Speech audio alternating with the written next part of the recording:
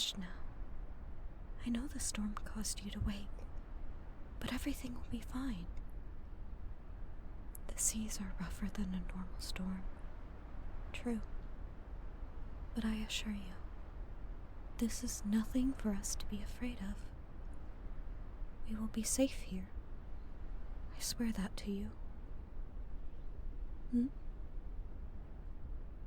Perhaps, would you like to hear a story from my people? Of course we have stories. Why do you humans act as if the merfolk have absolutely no culture? We have many stories, though many were taken from other cultures. However, isn't that the same for you humans? Like the tale of Undine, or even some of the Slavic tales about how mermaids were created. You don't know about those tales? Well, in the Slavic lore, it's said that we were created from the angry spirits of beautiful young women who died tragically. Undine, however, it's German, I believe. You know of that one, right? It's a human fairy tale, after all. No? Human tales? Of course we know them as well.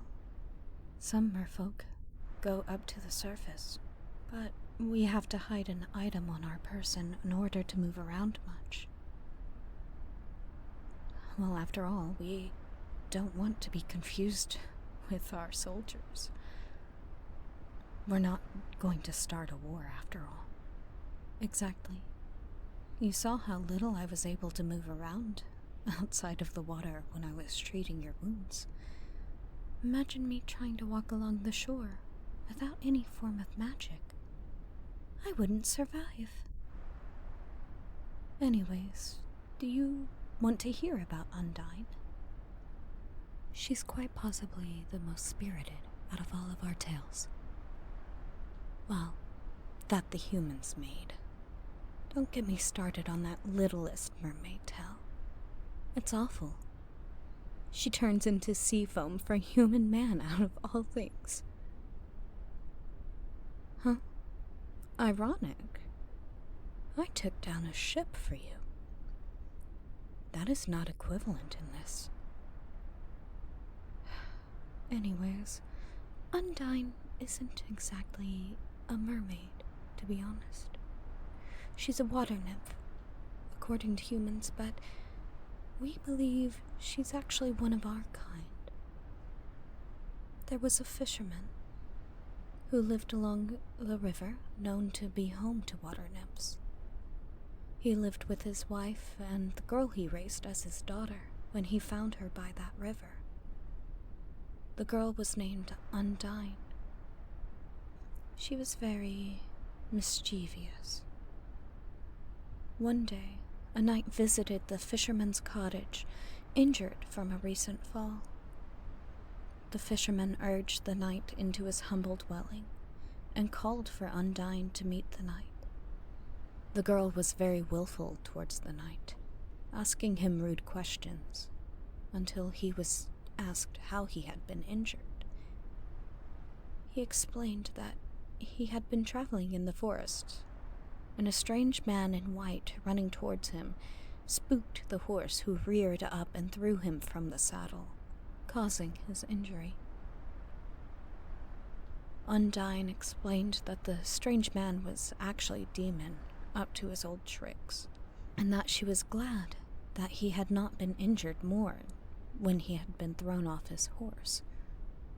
Now, while stories were exchanged, a storm began, causing a stream that led to the nearby town that was normally calm to become quite violent and prevent the knight from leaving. The knight remained at the cottage for several days, and over that time, Undine and the knight grew close, her fiery spirit towards the man changing to more of a teasing nature. Eventually, a priest drenched from head to toe, comes across the cottage, and in exchange for their generosity in allowing him to stay the night there, Undine demands that the priest marry the two right then and there. Now, usually most would think that this would end here, as other fairy tales do.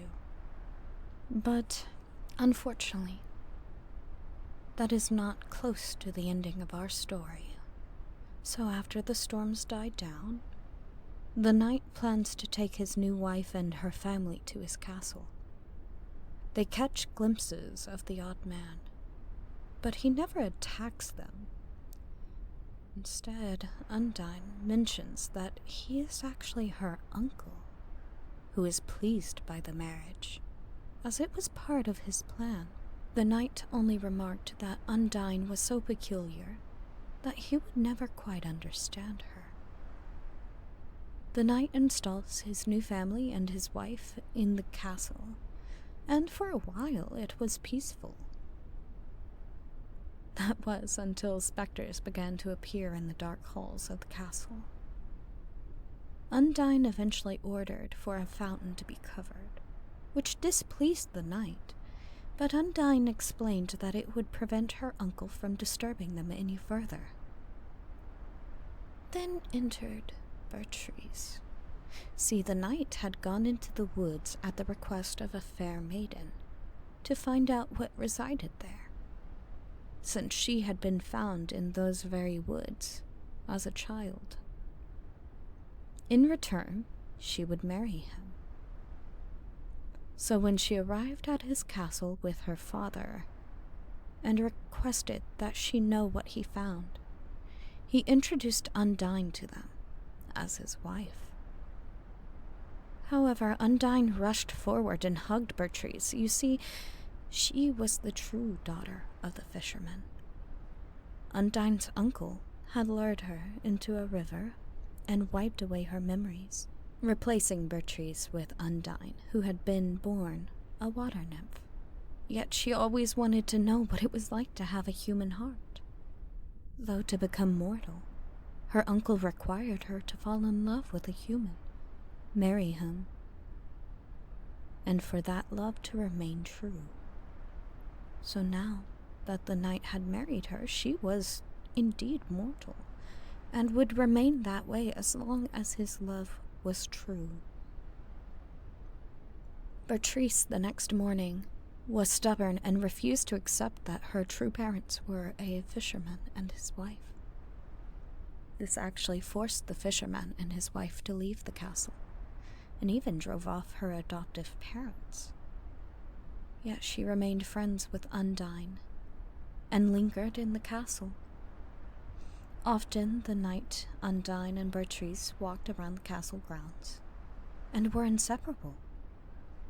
As they walked along the riverbank one day, they decided to go on a voyage.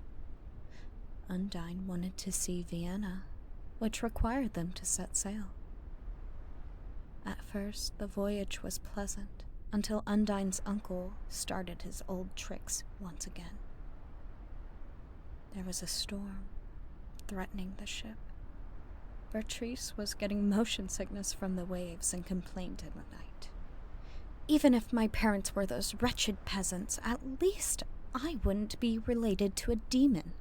You should have married me, a true woman.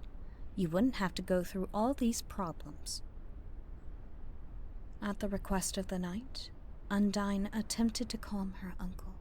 She begged him to stop the storm.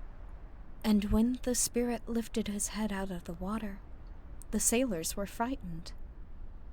The knight, who was not clearly thinking as he scrambled to hold onto a rope, called out, "Why didn't I marry Bertrice when I had the chance? Why did I marry you?" Those words went straight to Undine's heart, shattering it. Before everyone's eyes, she changed form, transparent but still holding on to the form of a woman. Before anyone could stop her, she slipped over the side of the boat into the river. The knight cried out, "Please, I didn't mean that. Forgive me." But it was already too late. Undine was gone, and the river calmed itself. The knight and Bertrice returned to the castle, and after some time, the two marry, and the fountain that had been covered at the order of Undine was returned to its normal state. That night, though, after it had been uncovered, a watery form slipped out of the water, passing through the halls to the knight's bedroom, and retook the shape of a beautiful young woman as she entered. No one woke as she approached the knight's side and placed a gentle kiss to the slumbering man's cheek. At that moment, he died. Huh? The tale is a sad one. Well, of course it is. Very few of our legends, or the tales passed down to us, are happy. In fact, most of them are rather grim now that I think about it. You should get some rest. What was that?